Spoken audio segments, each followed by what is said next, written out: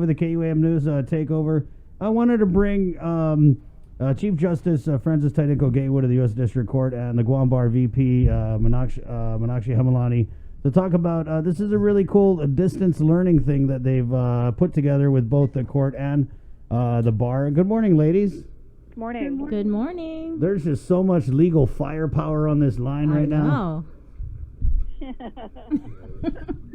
All right. Good morning, Chief. Alpha Day, is that Sabrina? Yes, hi. Yeah, that is Sabrina. So we're just going to go ahead and give you guys the floor. Can you just tell us about this cool civics thing that you guys got going on?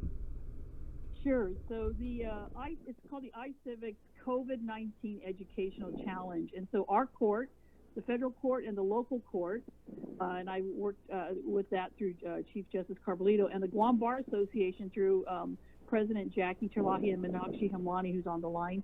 We've partnered together to reach out to our children who are at home going through online training and online school learning, and hopefully reaching out and looking at this civics education outreach.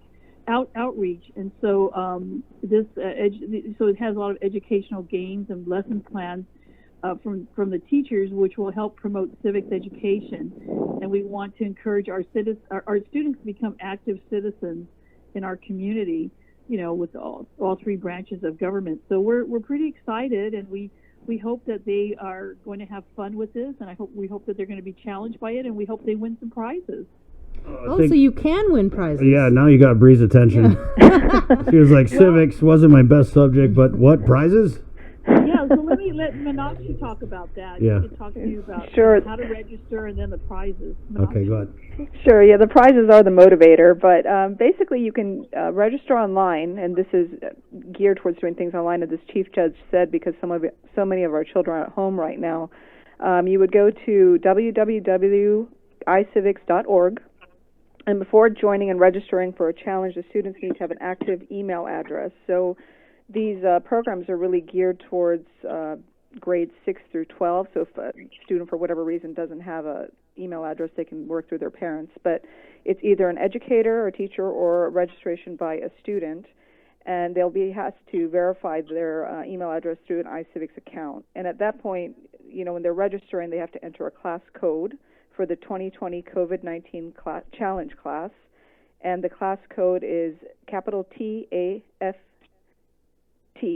71533, and then upon registration they'll be giving an automatic generated username, and then they can set up a password and create their avatar and start playing, learning, and earning those points.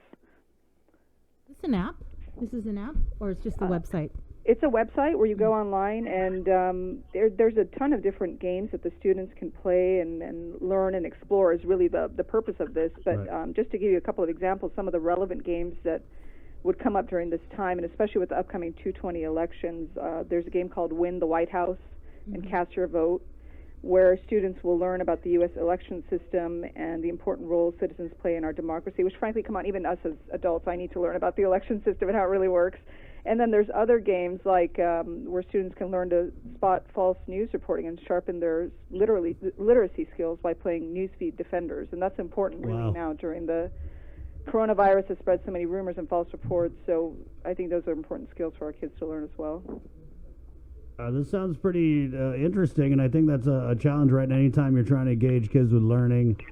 So how did that happen where you made it interactive and you made it engaging, but you also kind of made it fun?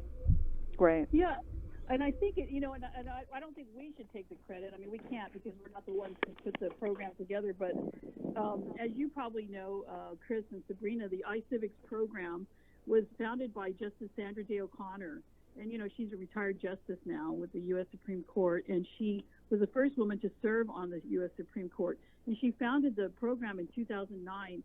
And I had the privilege and the honor of meeting her in 2011 when I was speaking in the Virgin Islands District Court conference. And she asked me, say, Francis, would you guys put this together for Guam? Would you be interested? I said, sure, because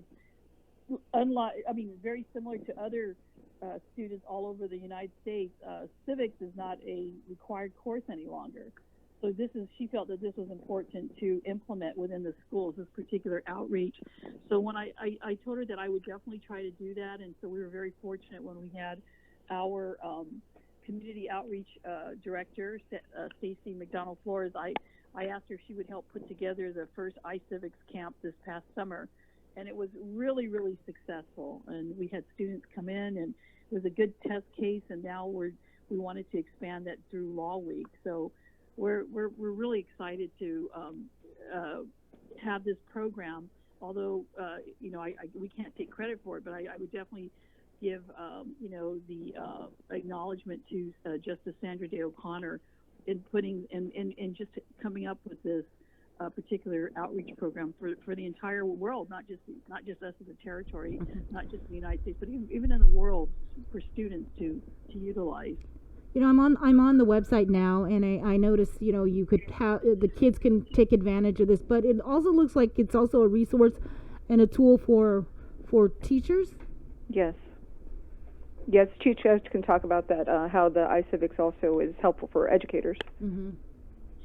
Yes, so the teachers, so what's really kind of nice in our program, and Meenakshi, did you tell them what the prizes would be? Yeah, that's not yet. I was saving that. Sorry, Yeah, I'll get there now. yeah, Okay, yeah. so let's get them motivated first. So the games have different time ranges. Some are 15 minutes, some are 30 minutes, some are a little bit over, depending on how much time is spent on each game. And I think the registration opened, it did open April 17th, and the last day to earn points is May 31st. So the iCivics programs will keep a playtime record and a point tracking system for each participant. So at the end, it will inform us who's ranked highest to lowest. So at the end of the challenge, we will award cash prizes to the 3 highest points in middle school and high school. First place gets $200, second place gets $100, and third place gets $50. And then there's also special gift prizes to educators with the top 3 highest class participation.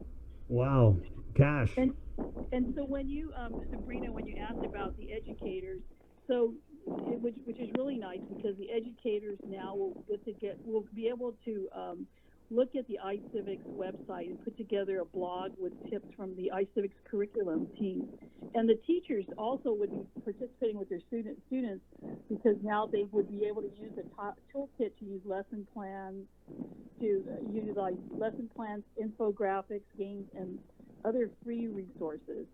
And the educators will be able to take these particular games into their class period, and they'll have a detailed printable report at the end for grading. And so it's going to be like, the teachers are involved. It's not just the students on their own. It's now their teachers are involved, and the teachers also get to be motivated, as Meenakshi said, in receiving a prize. Right. Mm-hmm. Well, I definitely want to thank you, lovely legal ladies, for bringing all your legal firepower. I mean, this is like a Lovely lady. lovely legal ladies. Thanks. Well, this is good stuff. I mean, because I think this is things that, as the chief just said, because they're not teaching civics in schools in a regular curriculum, this is a great time to take advantage of that. Crazy that they're not doing that, but yeah, you're right. Let's make the most of it. Let's hop on to iCivics.org. And you could let me know if you're doing anything else that you want to get out on the radio or in the media, okay? Yeah, I think Chief Judge, if you just want to tell them where else they can get information about this, obviously at the iCivics webpage. Mm-hmm. Right. Okay. Yes, and you could call. I think you've seen the press release, Chris and Sabrina. You could either call Stacy McDonald Flores at 864-2269, but we also have everything posted on the District Court of Guam website, Judiciary of Guam website, Guam Bar Association website, Facebook, Law Week website, and Instagram. I think it's all over the social media. Yeah. All right. Thank you so much. See it. Thank you, Chief. Thank you, Meenakshi. Thank you both. Thank you, Chris. And maybe, Chris, maybe one of your Denancies can have firepower with the legal, for the legal team. She's we dropping a hint. We want to add it to our gift basket. Hey, you got it. Your wish is my command. All right. Thank you. Wash your hands, okay? Bye. Bye, Sabrina. Bye. Okay. See you, Chief. See you, Meenakshi.